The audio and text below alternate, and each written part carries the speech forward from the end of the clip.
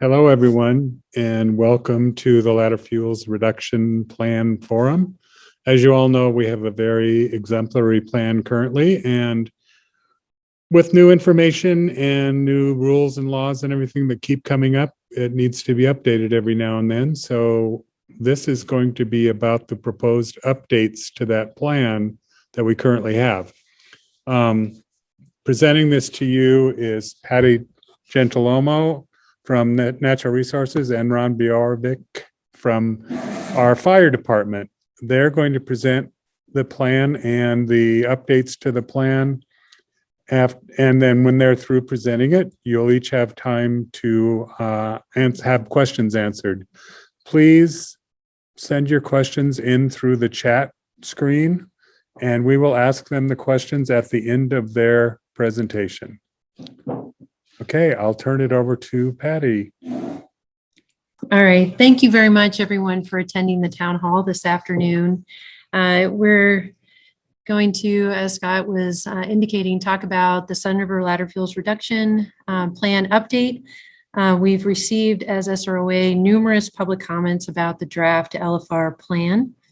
The comments were thoughtful, constructive, and helped refine the document, but also revealed some confusion regarding the original ladder fuels reduction plan and proposed updates, as well as some misunderstanding about wildfire behavior, especially within the urban environment or urban forest setting.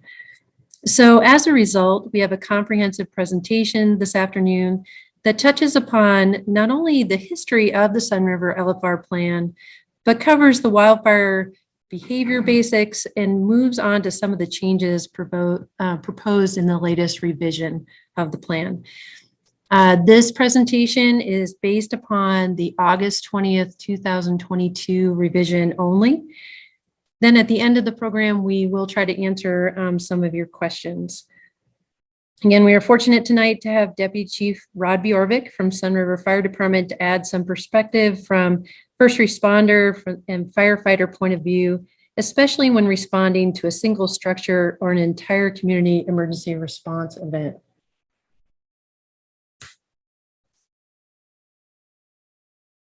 There are slides here. Hesitating a bit.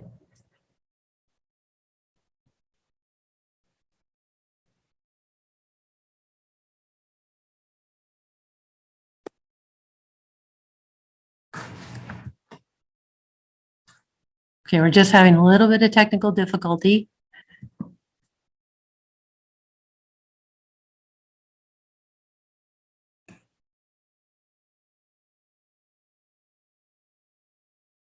We'll try this again. There we go. So a brief history of the Sunriver Ladder Fuels Reduction Plan. This LFR plan, and we'll refer to that acronym a lot this afternoon, is one of a suite of plans that SRA uses to manage our natural resources. And it details the forest health and wildfire risk reduction in Sunriver. So therefore, it does have a direct effect upon public safety, and hence our close relationship with the Sunriver Fire Department and the Sunriver Police Department. So for years, the Sunriver LFR plan has been more strict than state standards. And in conjunction with enforcement, Sunriver has had a progressive plan to reflect the community, such as ours, that's located in the wildland urban interface in Central Oregon. And due to the progressive wildfire risk reduction and forest management for over 25 years, Sunriver does serve as a model for other communities. So as we look at the history, though there have been wildfires in the past, the Aubrey Hall fire was a real turning point in the history in terms of developing a plan, and 22 structures were lost as a result of that fire. And in 1991, a fuels modification plan was developed by the Sunriver Nature Center and in collaboration with the Sunriver Owners Association. Also in the early 90s, the board did have a resolution that all new and replacement roofs be Class A fire rating. That has had an effect on Sunriver, and there's been a significant drop in shake roofs in the community. And as of March of 2022, there were only 15 residential homes that had shake roofs and 2 commercial properties. By 1995, the Sunriver LFR plan was created. We did have the skeleton fire shortly thereafter and lost 19 homes. And by 1996, the plan became mandatory for private property as well as for commons. In 1997, a couple of items happened. There was the introduction of what we call Senate Bill 360, which is the Oregon Forest Land Urban Interface Act. And that was really the Oregon Department of Forestry. And we've used that term a lot in regard to compliance and certification. Also at that time, SROA did hire staff to oversee private property inspections and compliance, as well as to manage our fuels on commons. And then the last revision of the plan was in 2003. We did have an historic agreement with ODF in regard to Senate Bill 360, but 360 was essentially replaced by the recent Oregon Wildfire Omnibus Bill, otherwise known as Senate Bill 762. And then we are here today looking at this proposed revision in 2022. But Sunriver does not develop plans or procedures on its own. We do have a strong spirit of collaboration in regard to wildfire, because wildfire does not know jurisdictional boundaries. It does not know property lines. So the LFR plan has ties to multiple documents within SROA, and one of those documents is the Sunriver Community Wildfire Protection Plan. And it's important to recognize that though it is non-regulatory, it is a discussion about past work and planned future work with our partners. And those partners include the Oregon Department of Forestry, definitely the Forest Service, the Sunriver Fire Department, the Police Department, and the Deschutes County Sheriff's Office. The county gathers us all together as steering committee every 5 years to discuss the projects within Sunriver and also on those Forest Service parcels that are in our wildland urban interface. The reason also to talk about the CWPP is that the Sunriver LFR plan is detailed within this document and plays a significant role in our wildfire protection plan. Another part of our collaboration has to do with the National Cohesive Strategy, and that is more on the federal level. The goals of our LFR plan are to meet this National Cohesive Strategy. We are also a collaborator with Oregon Living with Fire, which is Central Oregon Cohesive Strategy. And that's where we recognize and also make these commitments to having a fire resilient landscape, that we can quickly recover from a fire related disturbance, that we acknowledge and maintain a fire adapted community. So we understand there's wildfire risk and we implement actions so that people and infrastructure can withstand a wildfire without the loss of life and property, and also safe and effective wildfire response. We want to protect our firefighters and our first responders' life and property. So we have made those commitments to the National Cohesive Strategy and also collaborate with our federal partners to do so. Senate Bill 762 is where we are influenced by state and those legislative concepts. Again, that was brought up in the history of the LFR plan. This is a text-heavy slide, but there have been some changes to Senate Bill 762 as of late. The Oregon Department of Forestry, as a requirement of 762, was to work with Oregon State University to essentially issue a wildfire risk classification map that shows also wild and urban interface boundaries. The map was issued by June 30th by the deadline of 2022. It was withdrawn shortly thereafter, and now the map is currently under review as they kind of go through some of their modeling processes. But the final map, when it does come out, will show wildland urban interface boundaries. And those classifications, one of 5 classifications for individual properties throughout the state of Oregon. And those classifications are based on hazard ratings that include wildfire intensity and the likelihood of occurrence. which is not only weather and topography, but also climate and vegetation. The State Fire Marshal Office is also involved with 762. They are tasked with developing a statewide minimum defensible space code. They were required to have that code completed by December of 2022. That has since been pushed back because of the ODF wildfire classification map delay. So they are working on the code. That code will apply to properties that has to meet two criteria. One, that it is within a WUI boundary and is also classified as high or extreme. So you have to have both. As part of that, though, when this code is being refined, and they're in the process of doing that, and then we'll revisit it again when the map is in draft and then final, there are allowances for alternatives or best management practices. And SRA did participate on that best management practices focus group to help develop these alternatives that are neither more restrictive or more lax in terms of compliance and to meet defensible space standards. As practitioners here in Sunriver, we do have a lot of experience with defensible space and fuels reduction. And so we were really fortunate to participate on that focus group. On the right-hand side of the slide, that is kind of a brief outline or timeline of where we see next year going. And this is the timeline that was released by the Oregon Department of Forestry, that essentially they're going to use the winter to really engage the public and state agencies in regard to the map. They anticipate having a new draft of the wildfire risk map by March 1st of next year, and then go back and really hear from the public and get comments and feedback. Between March and really spring and fall of next year, they will do a series of public outreach opportunities and education in regard to that map. And hopefully by this time next year, there'll be a final risk map that will be released.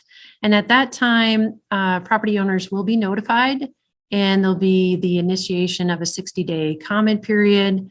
And we'll go from there. So we're kind of in a wait and see with this this map, as well as the defensible space code. But either way, be it Senate Bill 762 or the previous Senate Bill 360, there are always legislative concepts on the horizon. So we always want to have a ladder fuels reduction plan that's in place, and then be able to adapt to when those changes come down the line. Just wanted to go over a brief history of some of the awards we've received, as well as designations here at the Sunriver's Owners Association. And again, this is in heavy collaboration with the fire department, the police department, Oregon Department of Forestry, and the Forest Service. And this reflects our commitment to consistent fuels reduction work within Sunriver over the years, that we've been eligible and received some grant opportunities to reduce risk. It is also a multi-department effort with strong support from the SRA board all the way from the beginning. The most recent grant, the one at the bottom, is awarded by the Oregon Department of Forestry in direct result of Senate Bill 762. It is the Central Oregon Shared Stewardship Landscape Resiliency Project, of which Sunriver is a part of. And that is directly, that $371,000 is for work on the ground on commons. It's all for, it's not administrative costs, it's all work on the ground. Let's see, we have received other Project Wildfire awards and then grant awards. A lot of those are National Fire Plan grant awards in the past. But also on the history, kind of money aside, we were designated as a Tree City USA in 1980. We also are designated Firewise community as a 2012. We did not meet the criteria prior to that time because we were too large of a community. And then in 2018, we became a designated Deschutes County Firewise mentor to help other communities achieve Firewise status. So let's look a little closely at Sunriver, discuss defensible space, and explain some basic wildfire behavior concepts as we lay the groundwork before we dive into the LFR plan further. So, Sunriver, we are located in the wildland urban interface, and that's where essentially an area where structures, in this case, we have residential and commercial property or structures, and other human development meets or intermingles with wildland fuels. We are in the high desert. We are in a fire adapted ecosystem, and our forests in these areas were shaped by frequent and low intensity fires. And that's really important for our ponderosa pine forests. They have those thick barks. It helps keep the lodgepoles in check and really invigorates the forest. We are also in Central Oregon. We do have a lot of lightning that occurs during the summertime. Some of that was pretty apparent this summer. So not only from lightning, but also human starts in terms of fire risk. So at this point, I'll turn it over to Rod and to the chief, and we'll talk about ladder fuels. So if we go over ladder fuel, then that's the premise of this plan. So the ladder fuel by definition is any flammable or combustible materials that create a vertical link or ladder from the ground to taller flammable materials, such as a tree canopy or a roof eave, and that type of thing, brush, tall grass, anything that low-hanging limbs that allow fire on the ground to reach the lower limbs or boughs of the tree and allow it to progress up into the canopy. Hold this for me. Just that way I won't fat finger it and skip past 3 or 4. Okay. Okay. And then there's a question also, are structures considered fuel? And yes, they absolutely are.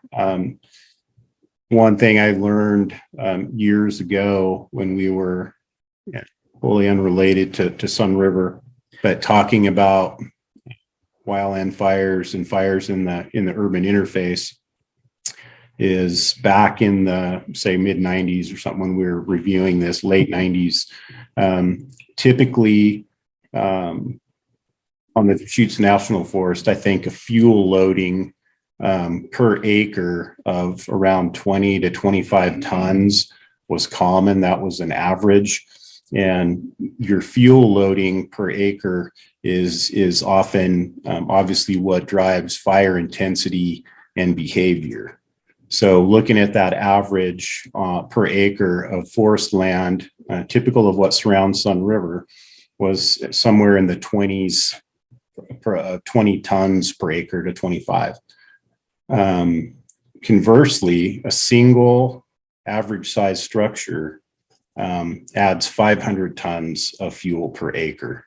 So that 500 tons on that acre of land certainly has a direct effect and a detrimental effect on fire behavior. So the question posed, are structures considered fuel? Yes, they are.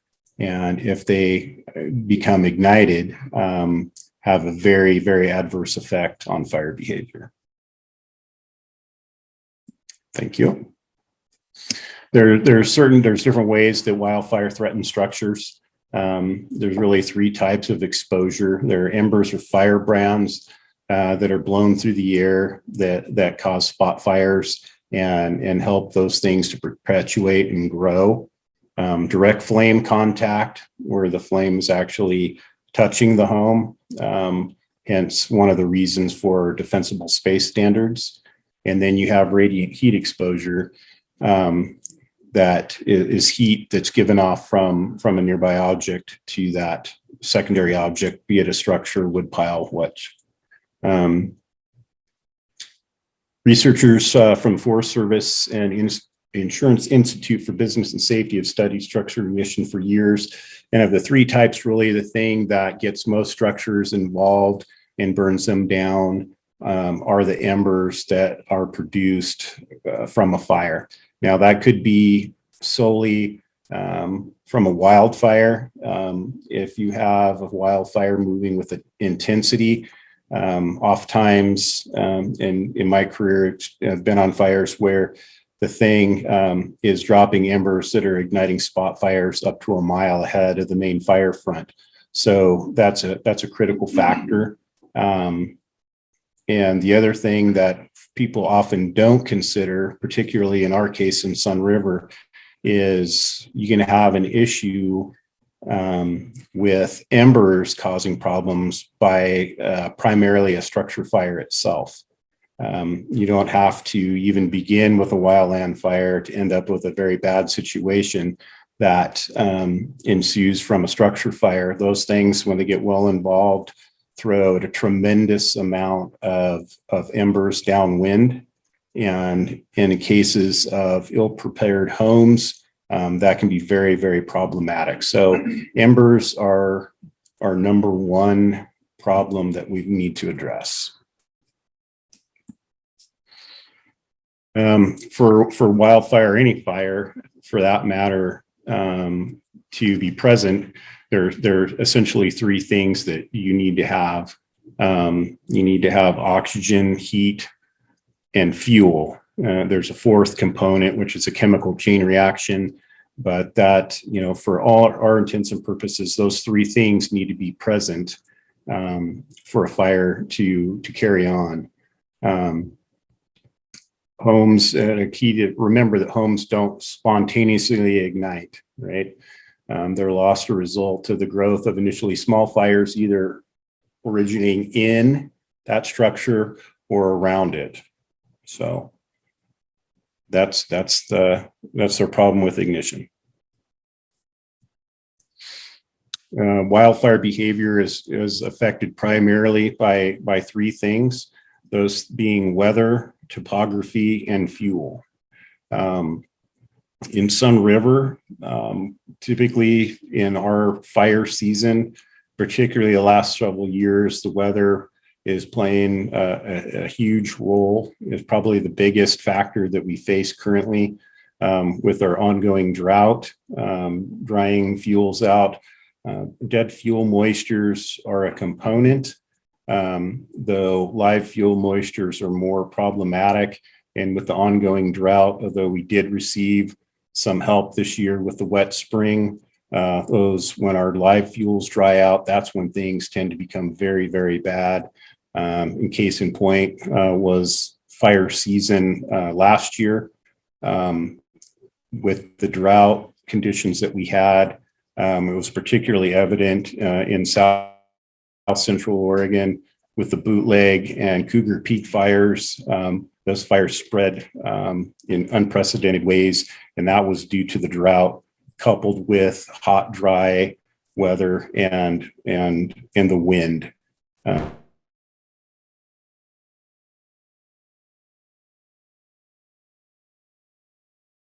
For us, or any place in Central Oregon, when we have east wind events. The east wind events of Labor Day weekend a few years ago that ignited those large fires on the west side of the Cascades. That was a very strong east wind event. But typically east wind events in Central Oregon are also bad. Bad things typically happen on those. When I say bad things, when you do have ignitions, those fires are spread readily and very quickly, because what we're doing is introducing very hot, dry air from the desert country to our east versus our typical west and northwest flow with a little bit more humid air. So weather is a key factor, and wind being a very strong influence. In Sunriver, topography is less of a concern, although we have a little bit of grade change throughout the community. Topography really isn't much of a player for us as far as fire spread and development, because we're really just too flat. When you have greater slope or topographical features like draws, canyons, ridges, those tend to funnel air movement and hence fire along those movement patterns up through draws and ridges and such. It creates more active fire behavior through preheating, and they just typically spread a lot faster uphill or up drainage. So we really don't have that. The third factor that comes into play is fuels, and that's really a lot of what we're talking about and what that LFR plan addresses. And in Sunriver itself, we've done, for the most part, a very good job at mitigating the fuels problem. When I started in Sunriver, working for the Sunriver Fire Department in the late 80s, it was markedly different with our fuel loading, our natural fuel loading, and the fact that wood shake roofs were required. This place, we're actually very fortunate that we didn't have an ignition at the right time or the wrong time, and turned most of Sunriver to an ash pit, frankly. It was a very dangerous situation. So we've done a really good job in here at mitigating that. Some of these changes to the LFR plan are next steps in continuing that. Additionally, I think the Deschutes National Forest, through their mitigations, whether it's thinning, mechanical, mowing, and prescribed fires, done a pretty good job around the perimeter of Sunriver in reducing that fuel loading on the outside. So you mash all those three together, that is what really truly affects your fire behavior.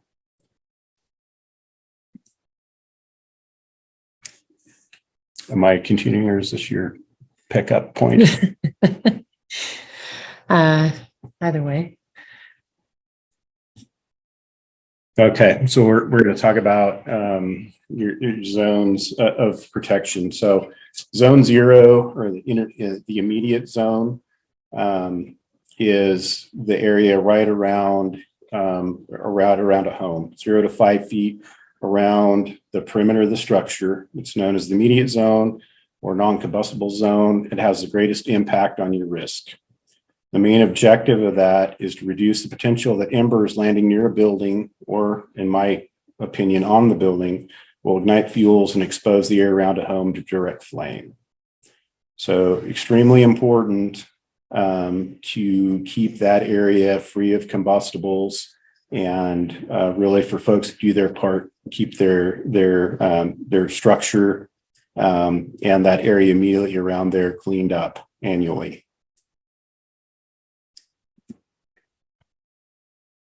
Wow, there's a lot on that. Oh, So preparedness and community preparedness, honestly, those go hand in hand from my perspective, and I think many people. It takes everyone to do their part to ensure that the community is prepared. That creating a defensible space, keeping your, following the guidelines that are set forth, maintaining it is also important. Not so much, you can go through the first time, follow the guidelines, have things cleaned up, but if it isn't followed up with annual maintenance, we're really missing the ball there. And then really the third piece, or the other piece that's important, is ensuring that you're ready for an emergency before something happens, through planning, preparing, practicing it, making sure that you have your emergency supply kit. You have things that you need, like medications and such, that are ready to go if you need to leave in the event that we have a fire, any other kind of disaster that calls for an evacuation.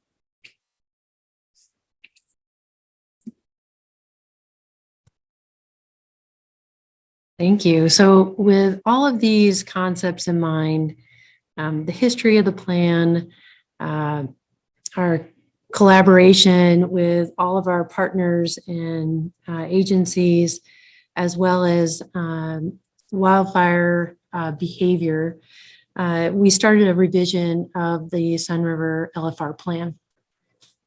And it started really in the spring of 2021, but I wanted to really say that we utilized on-the-ground experience and fire science from the last 19 years.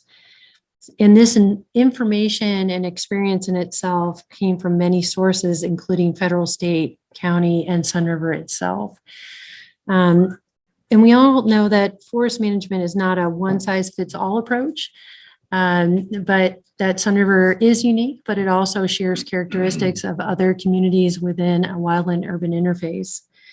So when we started the review, we were utilizing, again, all this on-the-ground experience that we have in Sunriver, definitely our agency experiences, such as the Sunriver Fire Department, and details and data from research to rip the plan apart, look at it. And one of our core activities was to have a field trip with our partner agencies that was coordinated by the Sunriver Fire Department to essentially look at fuels reduction on commons and how we're doing in that arena and the amount of fuel loading.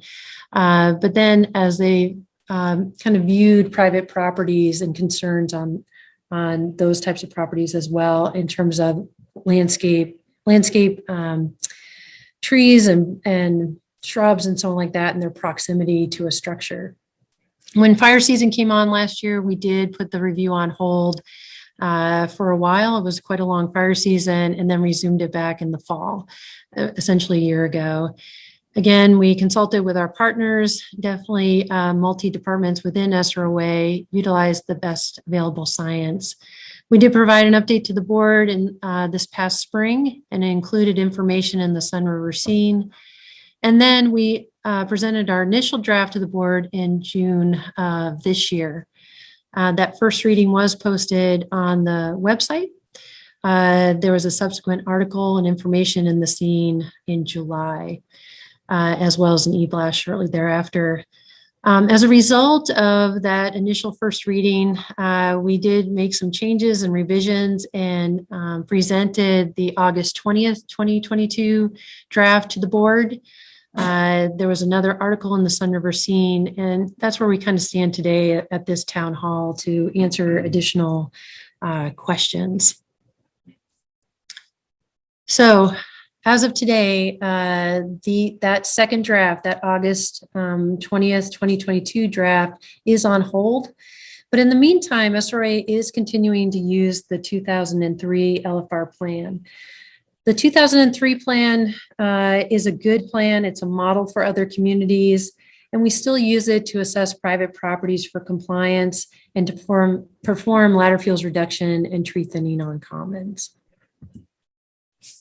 So as we look to the plan itself, and we're going to kind of go through this next series of slides, I'll talk about some of the general proposed changes. And right off the bat, we did reduce the narrative at the front of the document and definitely worked on some grammar and so on to really provide some clarity to the document as the whole and to make it more user-friendly. We did remove Senate Bill 360. In those criteria, we acknowledge that it exists. It's part of our history. And then we reference Senate Bill 762 and the cohesive strategy as we're looking forward to the future. We divided the document into sections and also included appendices such as the permit summary table, a list of resources and where to find out more information, and a glossary to really explain some of the terminology used in the plan. We do refer to home hardening and those types of concepts. And those home hardening measures are very important because it works together with defensible space measures. It is not a replacement for defensible, not working on your defensible space, but it really complements, both work in tandem together. We talk more about flammable landscaping, have made some changes to firewood locations. We acknowledge emergency response, vehicle access to a private property, and as well as made some changes to our permit requirements. Essentially, for some of the items, we took off the requirement for a permit. Though you still have to follow the prescription that's outlined in the plan, we really want to make it as easy as possible for owners to perform work on their properties. So as we go further into the plan, there were some comments received from that August plan in terms of utilizing the terminology shall and should. And we used this terminology actually in the 2003 plan, but we did clarify it in the proposed revision. And essentially, the shall is a requirement that you're required to do it. The should is a recommendation or allows you to perform that activity.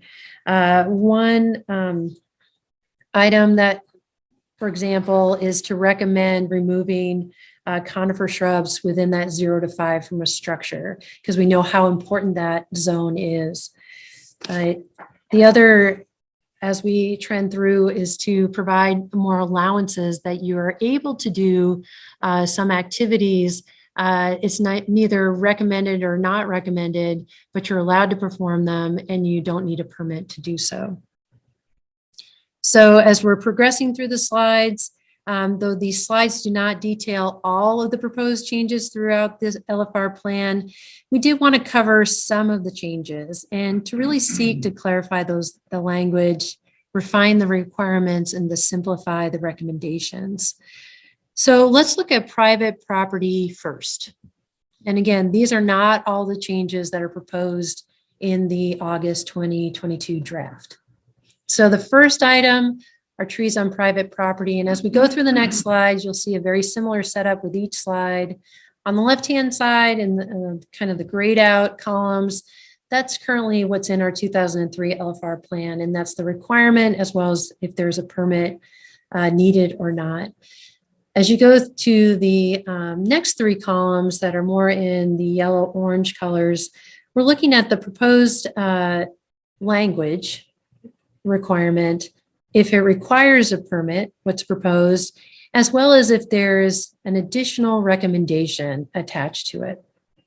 So in this case, as we look at trees on private property, the current standard in the 2003 plan is to thin to a minimum of 6 to 8 feet. On the draft, we expanded that again to provide some clarification. We wanted to talk about pine trees, not only lodgepole and ponderosa, but also Austrian and Scotch. They are on the landscape, would make it easier to thin out, to go for that minimum of 6 to 8 foot separation, but then also that all planted juniper and arborvitae trees shall be removed due to their flammability. Still requires a permit.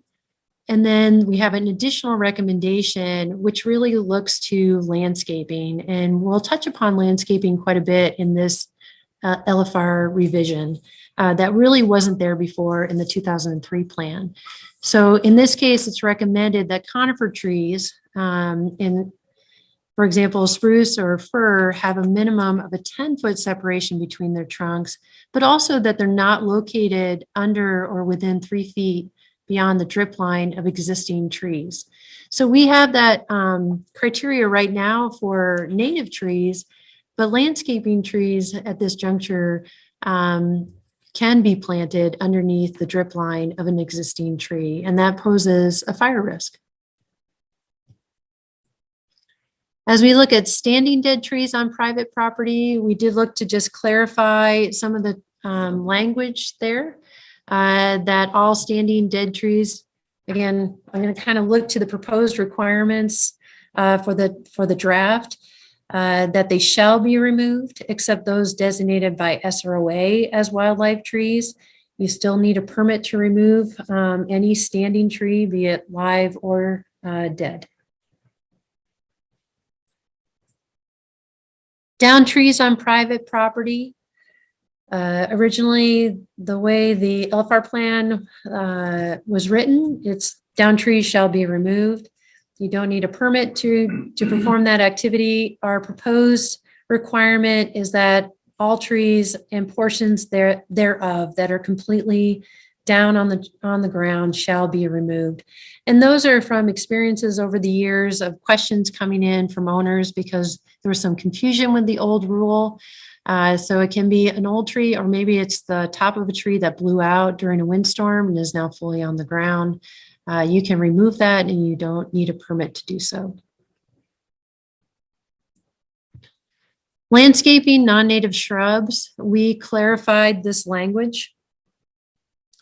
In the old plan, it talked about flammable shrubs. The argument can be made, what is a flammable shrub and how do you designate that? And and what isn't a flammable shrub. So we really sought to clarify that language. There were some permit requirements if it was outside of the 15-foot of your structure. So we wanted to make it, again, easier to remove that type of material. And the proposed requirement is that all juniper and arborvitae shrubs shall be removed. You do not need a permit to do so.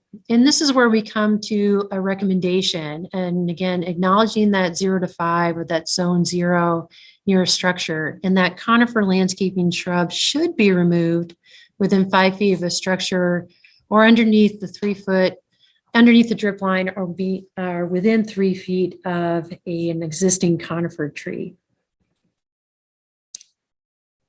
We purposely did not put in deciduous shrubs. At this point, it was to leave that door kind of open. We're going to see where Senate Bill 762 lays out. But at this juncture with conifer landscaping, we have that as a recommendation. So an owner can make that choice if they want to remove it or not. Native shrubs on private property. We don't allow the removal of native shrubs on private property. However, the draft does allow some removal of that material within the 0 to 5 foot zone, that zone 0 of a structure. You do not need a permit to remove it within 5 feet of the structure, but it is allowed. And this is an example of an allowance. It's not really recommended or required. It's just allowed to be performed if an owner chooses to do so within that 0 to 5 foot zone next to a structure.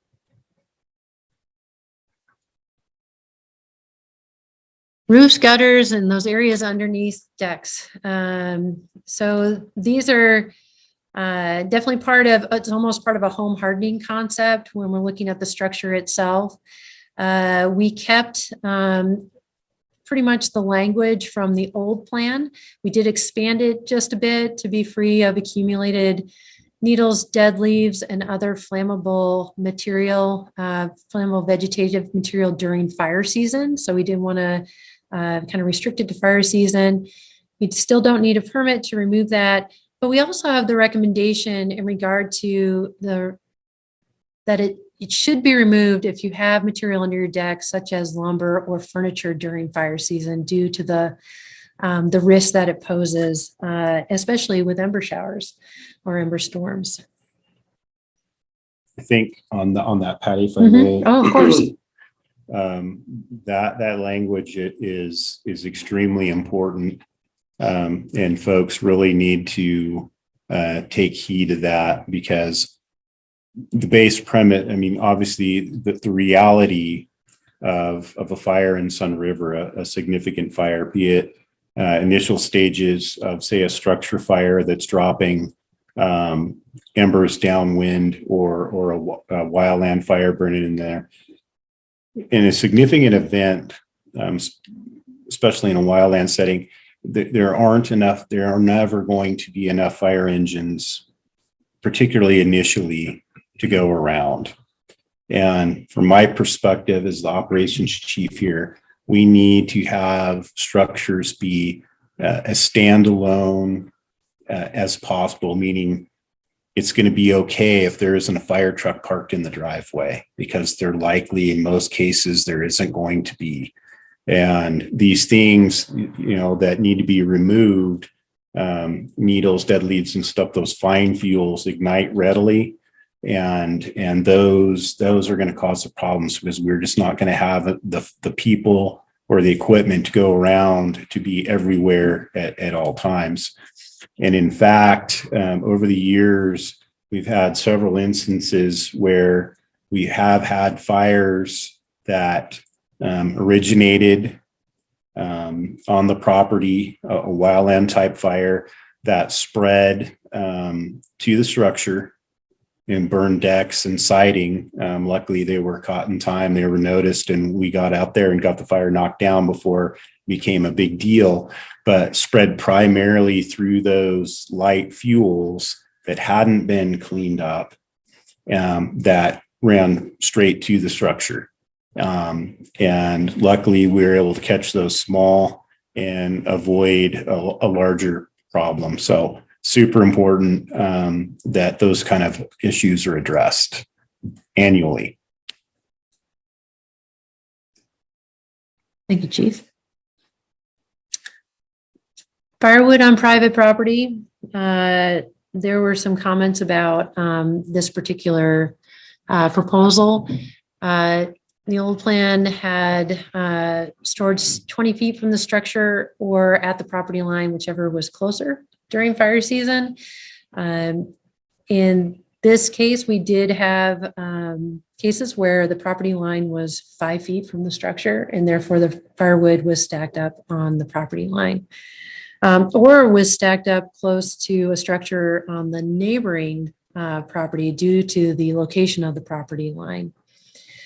So with the proposal and that requirement, we changed it to essentially say that it will be stored firewood itself in a fully enclosed space, such as a garage or a structure approved by the design committee. Or at least 30 feet from any structure during fire season. So that includes any neighboring structures.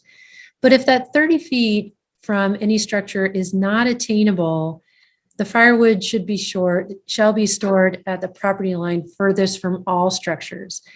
So essentially, we do have properties inside Sunriver that range from anything over 1/10 of an acre to almost a full acre. So there are some properties that are not going to be able to achieve that 30 feet to get it away from a structure. But there should be a location on that private property where it can meet the best of both worlds, where it is the farthest point away from your structure as well as your neighboring structures.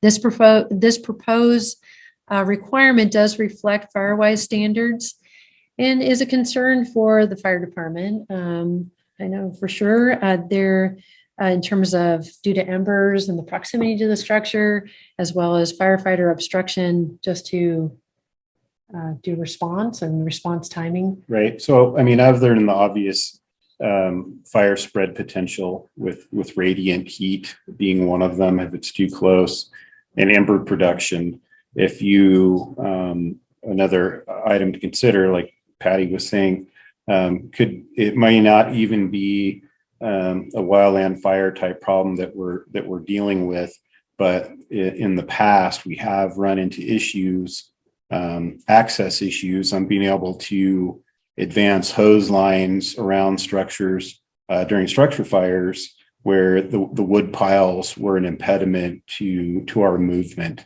and restricted us and caused the delay. So there's more than one way that those wood piles improperly located affect us. Thank you. And some comments we received asked about ignition resistant tarps and utilizing those as an alternative.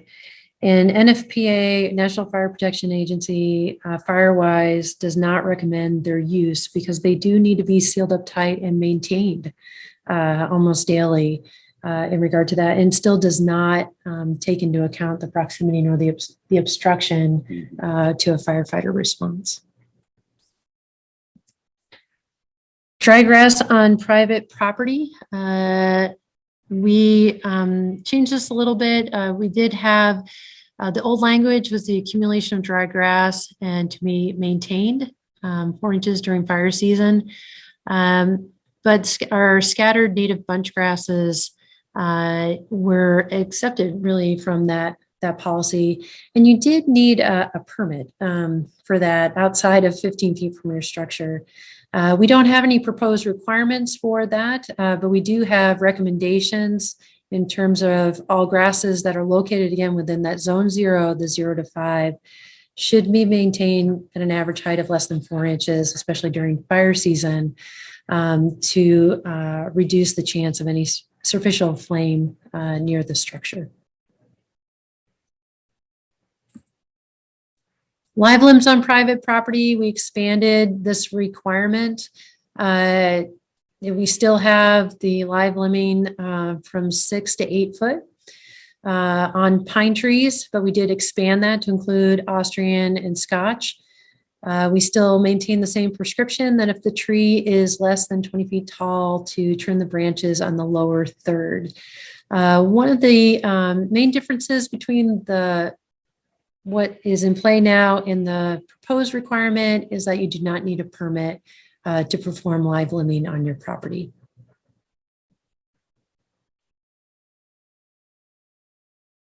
Dead limbs on private property, very similar.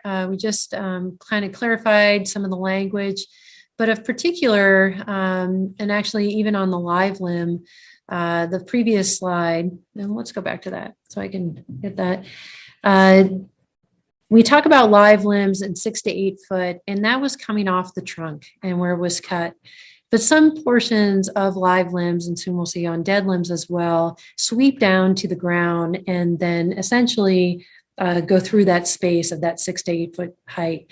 So the beginning of the proposed requirement back on live limbs now is that any portion of that live limb shall be removed.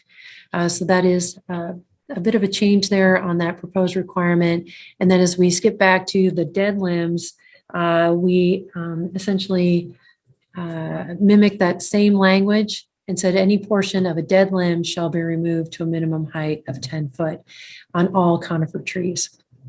We did expand that definition and that we, on the proposed allowance, that dead limbs may be removed on other trees that can include landscaping trees to a height of 10 feet. You do not need a permit to perform those activities. Branches near structures on private property, very similar. We wanted to kind of expand the definition. So it's not just branches of pines and other flammable trees, but it's the limbs of all conifer trees to really create that distance of 5 feet from the roof or wall. Again, that zone 0. And that the limbs of conifer trees will also be trimmed so that they provide a clearance of at least 15 feet from the outlet of a chimney. So we tried to refine that language. There were some questions about if a gas fireplace or outlet, if that would be applicable. And the rule has not changed. The type of fireplace is not a factor. We cannot really track the type of fuel that's being burned for a fireplace or an insert or a type that has changed during our inspection process. But also the type of chimney or fuel source is not distinguished in the International WUI code or the Wildland Urban Interface Code. There's no distinguishing a chimney is a chimney. So we essentially kept that language, but we do have a proposed recommendation, which has to do with the driveway. This recommendation is to essentially prune back or remove those limbs that are at that 14-foot vertical zone above a driveway or that pavement surface to really allow emergency vehicle access. Yeah, and that's that's important on a really even an everyday response aspect, but really in a fire situation, it not only provides better access for engines and folks getting in there, but it's additional safety measure in case those trees do become involved. It gives you a little more cushion. So very supportive of that change from an operational standpoint for the fire department.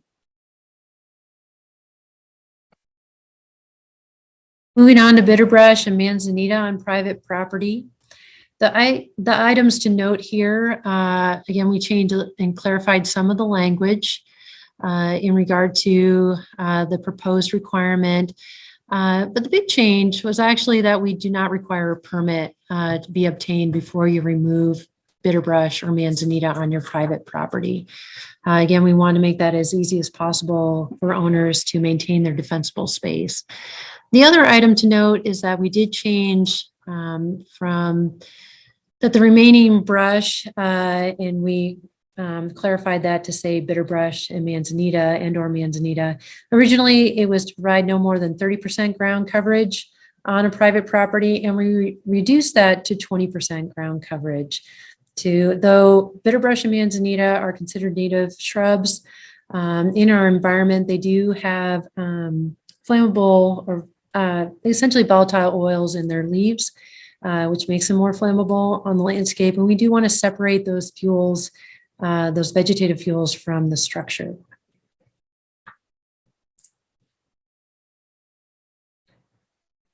Lodgepole and ponderosa pine seedlings on commons, on private property. As we look at this, we do still retain the spacing for lodgepoles and ponderosa pine seedlings. Seedlings are considered less than 4 inches in diameter at chest height. You do not need a permit for lodgepole. However, you still do need a permit for ponderosa pine. We refine the language for those requirements. There is an additional recommendation that if there are lodgepole seedlings within 5 foot of a structure, that they should be removed. That is, again, to take into account kind of that defensible space measure of that 0 to 5.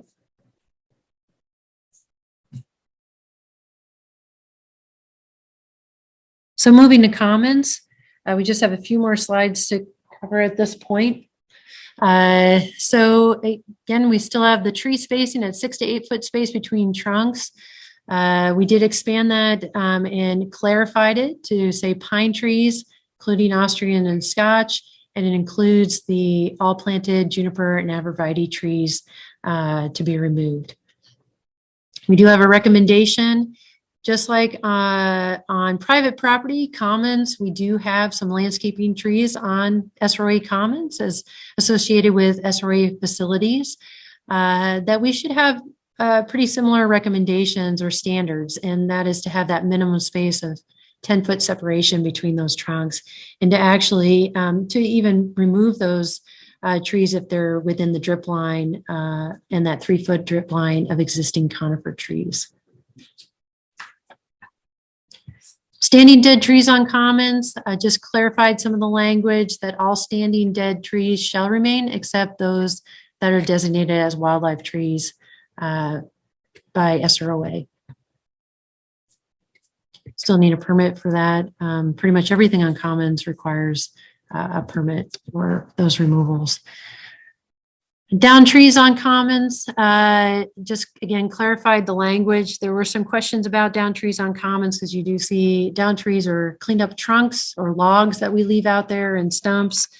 It does serve as a great benefit to our nutrient source for the environment, restoration areas. We utilize trunks to disrupt illegal paths. And then it's also a benefit for wildlife. It has the benefits definitely are dual-fold in terms of a down tree, as well as even with very similar to a standing wildlife tree. Landscaping non-native shrubs, again, we have landscaping on SRA Commons. The proposed requirement has to do with juniper and arborvitae shrubs shall be removed. Some of these do acknowledge that we do have encroachments on the commons of this type of material, and they should be removed or shall be removed. We also put in the recommendation again about conifer landscaping shrubs that are within that 0 to 5 of any structure that is of SRA facilities, any of our buildings. That has that we should be removing that material for that immediate zone. Native shrubs on commons, again, another clarification of language, but it mimics the private property where we want to retain our native plants that are not as flammable or non-flammable. However, we allow the removal of that material, be it wax currant, rabbit brush, or Oregon grape, within 5 feet of any structure.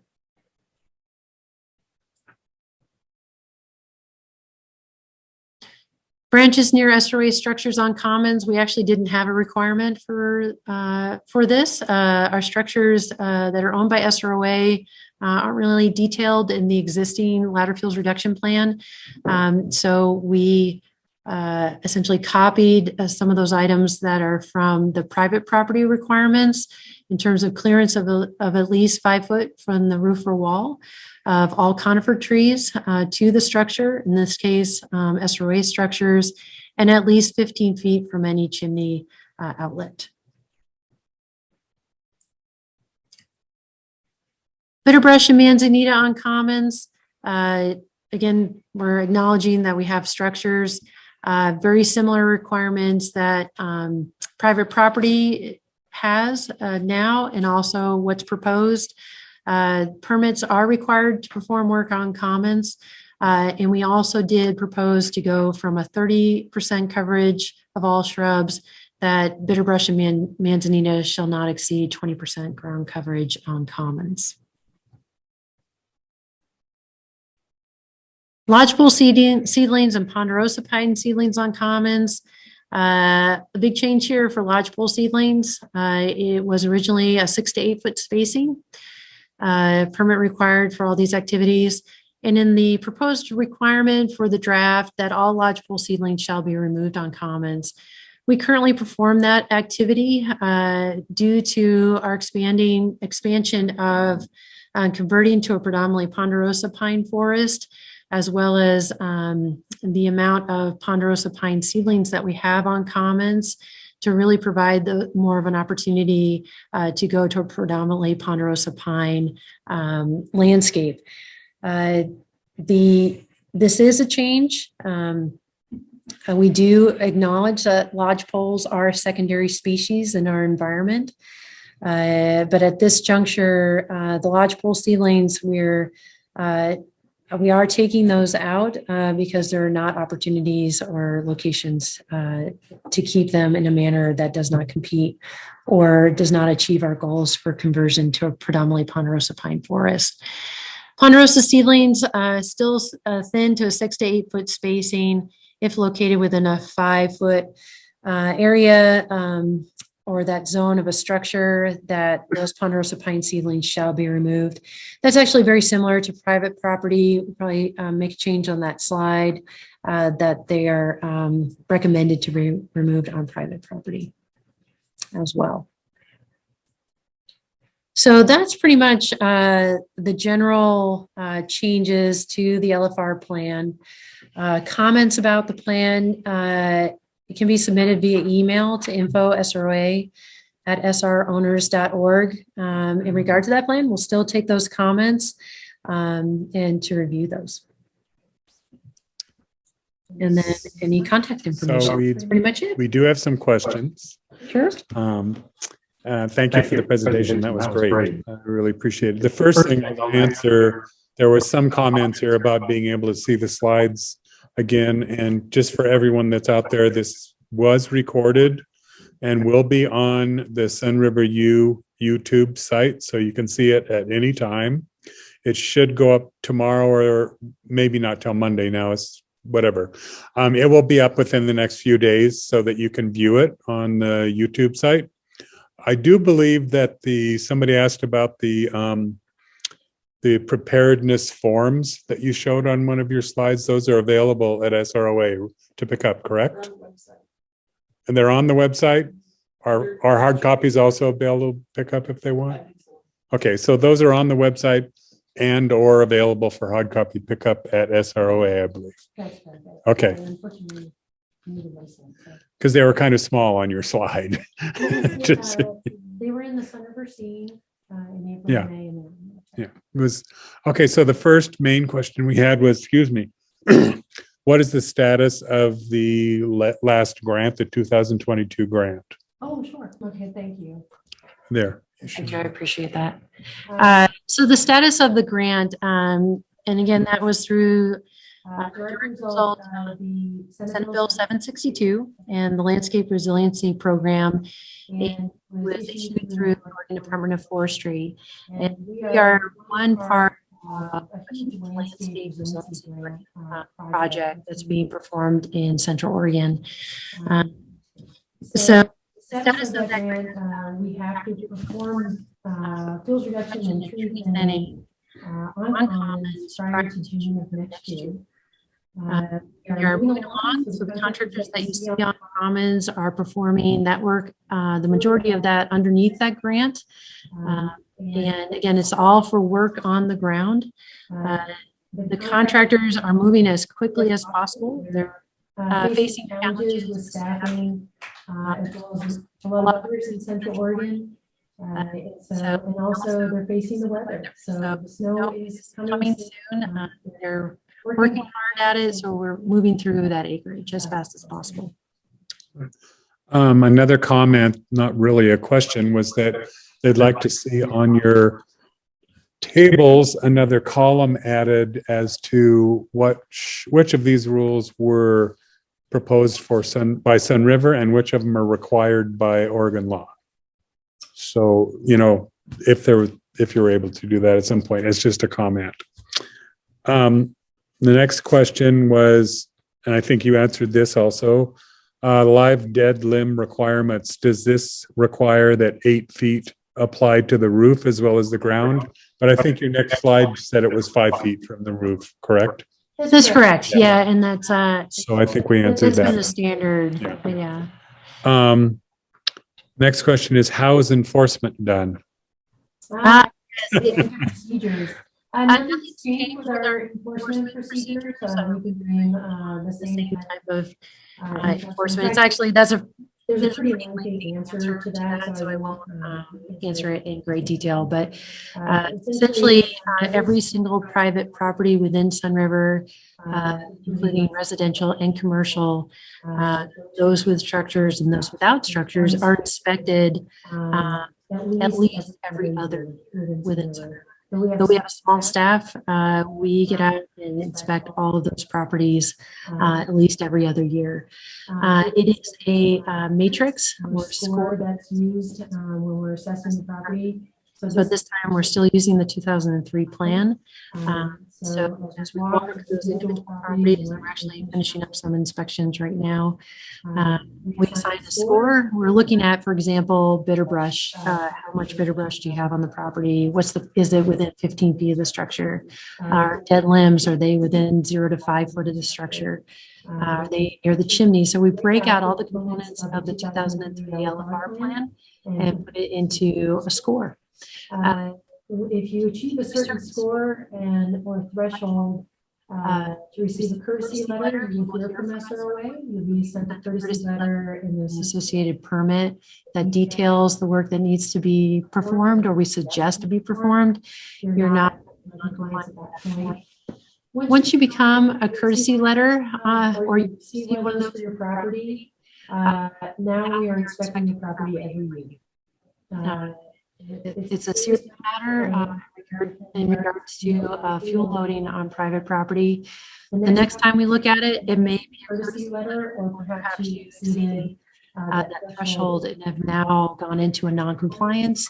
And at that point, you're on a different type of timeline, and there are definitely due dates for that activity to be performed, especially with the approaching fire season. So the next question, is the goal to have no plants except existing native trees in the 0 to 5 foot defensible space?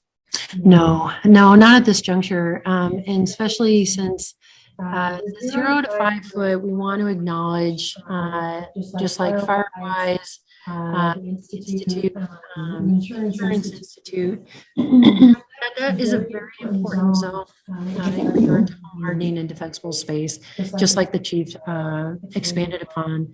So we want to provide opportunities for owners to perform that work should they choose to do so, or those landscaping components. Now there are existing rules at this juncture where bitter brush within 0 to 5, yes, that shall be removed because it's within 15 feet of structure, or limbs, and so on. But we're missing the landscape component, and especially when we're dealing with coniferous plants. Do you have any idea how many junipers are within Sunriver and what the impact of 100% removal?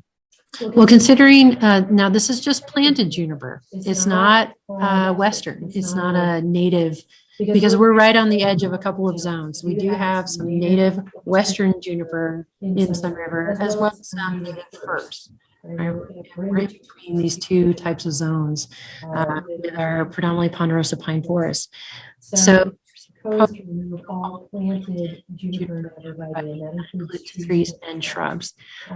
So So if someone have had an a, idea as to the amount, but we do we definitely have it recorded because we do we do inspections, and we know that that type of flammable material does exist on private property. So And if someone did not know, could they have you or someone come out to tell them whether it was planted or not?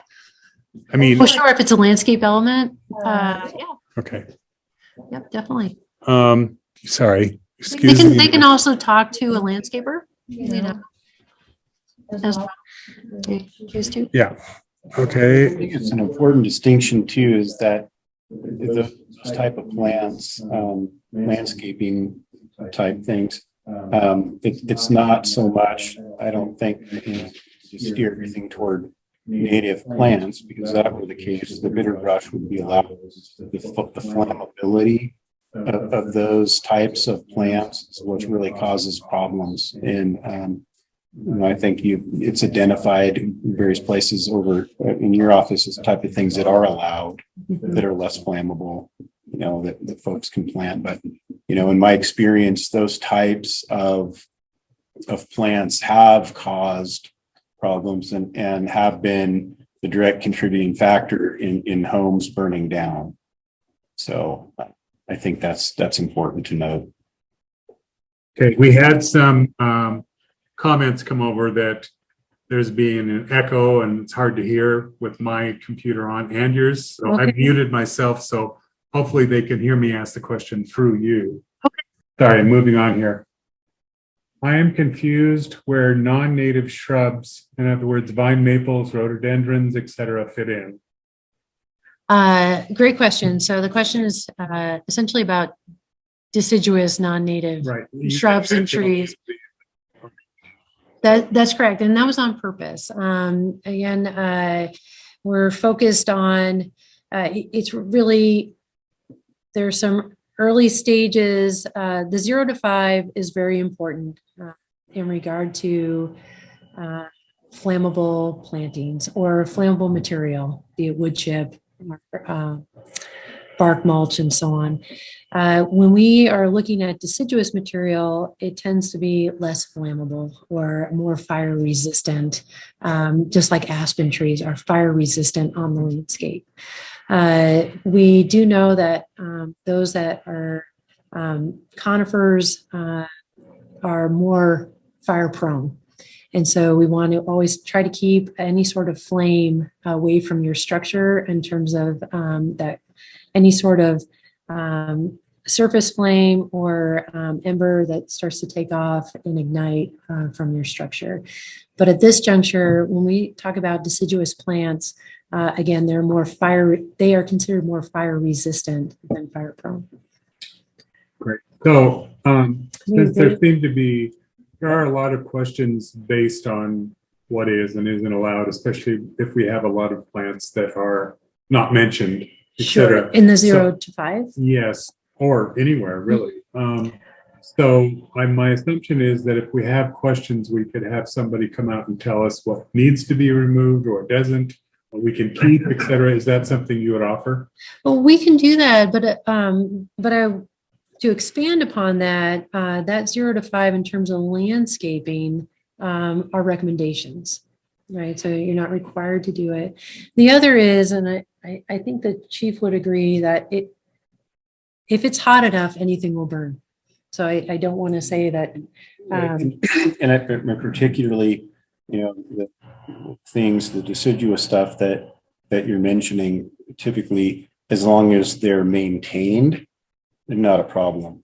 And when I say maintained, meaning that they're kept watered, right? So their moistures values are there, and that the leaves, that are cast each year, that's cleaned up, or if there are sections of those plants that have died, right? So you're essentially, that can still be problematic from my view.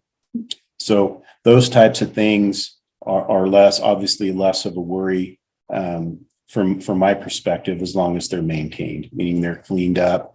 Then you're just maintaining the healthy living portions of those plants, not allowing the dead portions to remain.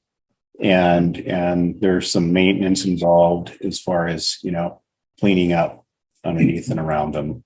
So we're not leaving dead leaves and portions of dead branches and stuff like that in those plants. Yeah, and to build upon that even is that I think sometimes the native landscape needs to be maintained just like a landscape. When you're dealing with landscape plants or native plants, there's maintenance that are involved in terms of vegetation.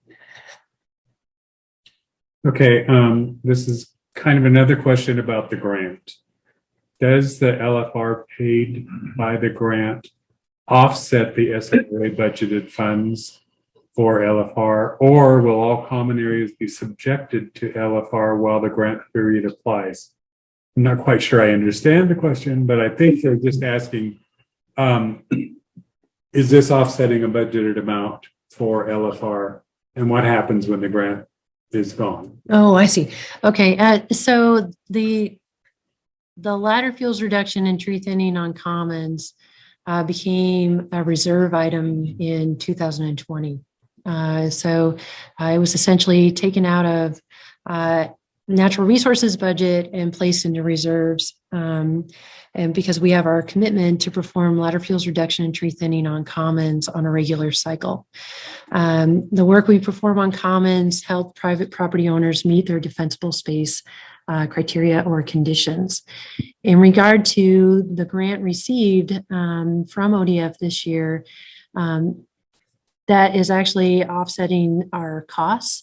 However, it does provide opportunities because it is in reserves to utilize that savings next year or the year after because it is in reserves. We're still going to perform the work. Right now, we perform ladder fuels reduction and tree thinning on a 6-year cycle generally. There have been occasions where contractors are not available to bid on all portions, so some will have to backlog and then continue on and complete in another year. In this case, we are on track to finish all the acreage, and that's close to 200 acres that we're trying to perform this year. And then next year, we'll perform probably another 150 to 180 to still stay on the 6-year track as best we can. There's another question here about blue spruce. You didn't really mention that, but do they have to have branches removed at ground level also? Yeah, so blue spruce is considered a conifer, but it also has a habit where it does have lower branches. So we can look at those types of trees because when reviewing the new plan and even in the old plan, there can be some concessions that are made to essentially be site specific or field fitted. If that blue spruce is out in the middle of the yard and there's nothing underneath it, there's nothing that's going to flame up into the blue spruce. So there are opportunities to look at certain conditions on a property.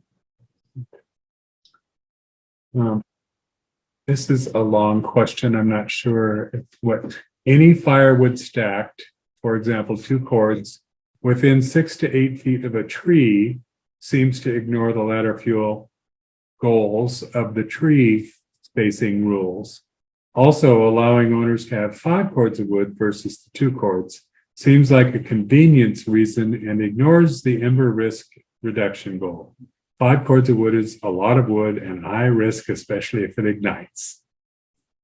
I'm not sure how to answer that because it's really, that was really a covenants rule that came up as opposed to an LFR rule. So I don't know if you want to tackle that or not. Sure. Let me let's see if I can exit. Okay, so it seems the person asking the question is kind of discussing the proposed firewood rule change, but also other items that are currently within the LFR plan, kind of a mix of both. So the proposed firewood change really talks about the volume and the placement of that firewood, and hence the going down to 2 cord, which is actually separate from the ladder fuels reduction plan. Though it does talk about location and not placing firewood within what they call like bookending the firewood between 2 trees, the placement of the firewood is more so in the ladder fuels plan. It is echoed in the proposed firewood rules change, again, which is separate. But the proposed firewood rules change, which was in the Sunriver scene in October, also does talk about volume. In regard to firewood and expanding that even more in the placement, there are some conditions on private properties where even with the 6 to 8 foot spacing that you're underneath the drip line of some sort of tree, native tree, it could be a large ponderosa or a lodgepole. It's definitely a fuel, but we're trying to find the balance between having firewood and allowing owners to burn firewood, and where's the safest place on the property to have it. Definitely the farthest away from your structure. Are all of these rules, do they apply to the resort properties? Yes, every single property within Sunriver is held to the same standards as the Sunriver LFR plan. Those are large tracts of land, and we have those discussions, and they're subject to the same conditions. I don't know. The question is, who made the decision that Sunriver is to become a ponderosa pine forest instead of natural forest currently? That wasn't really our decision. That's part of the natural landscape is a predominantly Central Oregon here at the high desert where we're located. It's predominantly ponderosa pine forest. That's the species in that ponderosa pine forest. So we're in a fire adapted ecosystem, and we would have wildfire on the landscape. These would be low intensity, high frequency fires that would essentially clean up the forest floor. During those low intensity fires, they would take care of lodgepole seedlings, bitter brush, and manzanita and other material to keep it in check. Lodgepole is a thinner bark species. It is not as adapted to a wildfire regime, whereas ponderosa pine has a thicker bark and is more so adapted to fire. There was one question here also that when you're talking about a structure, does that include the deck as part of a structure? Yes. Okay. I assumed it was. Absolutely. To clear it up. Then there's a question here. Will homeowners get to vote on acceptance of this plan? My understanding is it will be under a 60-day review where you can make comments on it, and everyone will look at the comments and possibly change depending on what the feeling is. But the acceptance of the plan will go before the board and they'll make the decision. Another question. What about wood chips as a surface around the structure? 0 to 5, no. Straight up.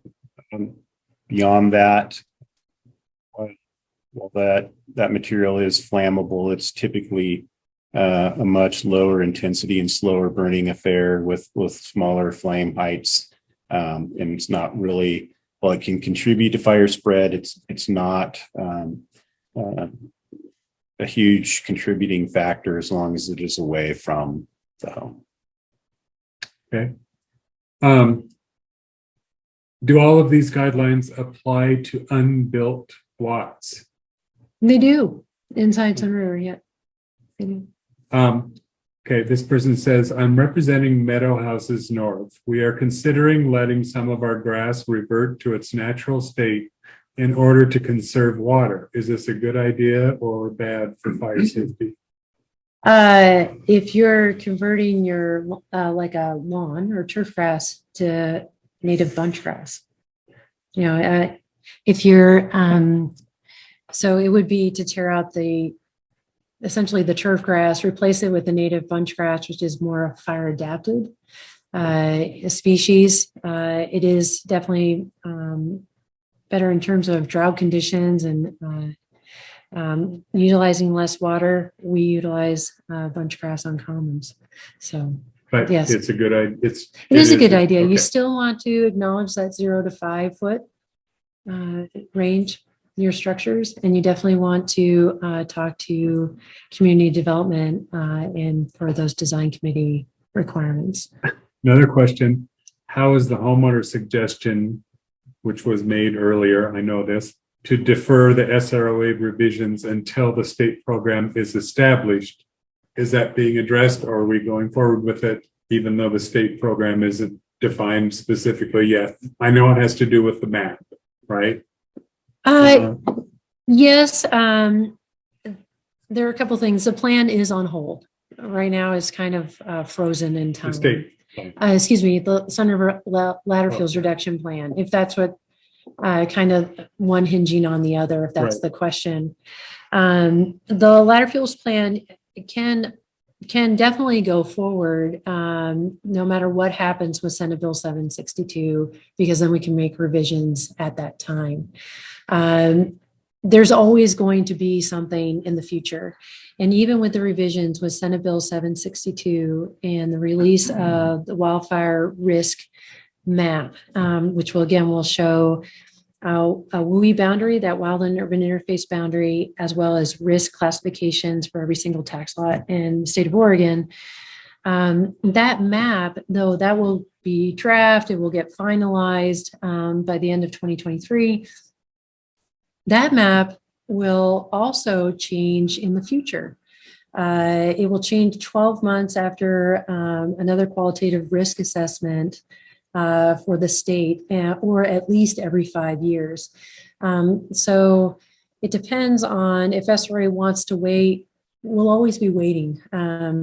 There'll always be a new map. There'll be maybe even new legislative concepts coming down the road, but you need to have something in place to acknowledge not only what we do and what is good practice or good best management practice, but also what science has shown us, as well as of experience by firefighters and also practitioners on the ground, to keep that plan up to date and fresh and relevant.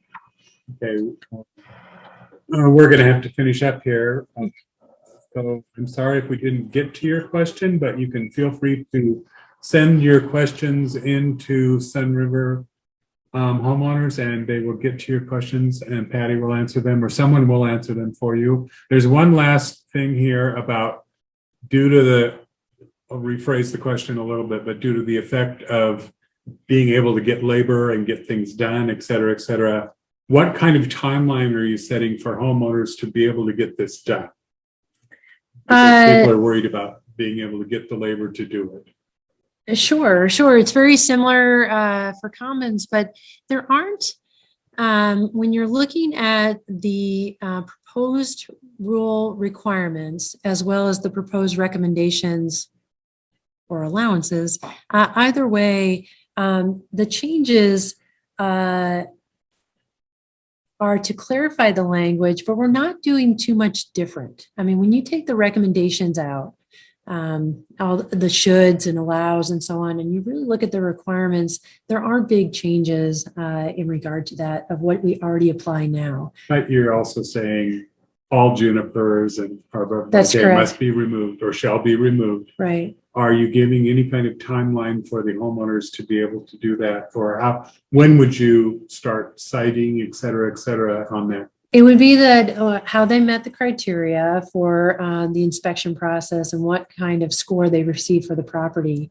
And it may be, even if they have juniper on the property, they never score into a courtesy letter if that's the only item that they have. The way that the enforcement program is set up is about the entire fuel load on the property, Okay. not individual items on the property. So that actually is a really great question. So if it is just juniper, yes, we would totally encourage the owner to take it out. But if that's the only item that they have to consider on their property to reduce fire risk there, and it's the only one that we've recognized, they wouldn't even receive a courtesy letter at this juncture. But it would still flow through the process. We always want to give at least a year's heads up prior to any property going to non-compliance. Great.